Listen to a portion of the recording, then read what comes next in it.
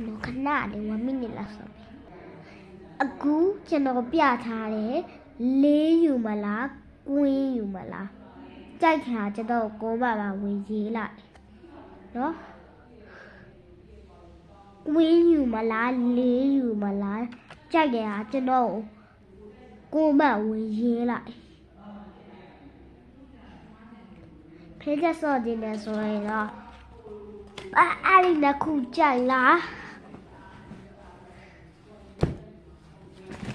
အဲ့ဒါကြိုက်လားရှင်းလားအဲ့ဒါဘယ်ဟာကြိုက်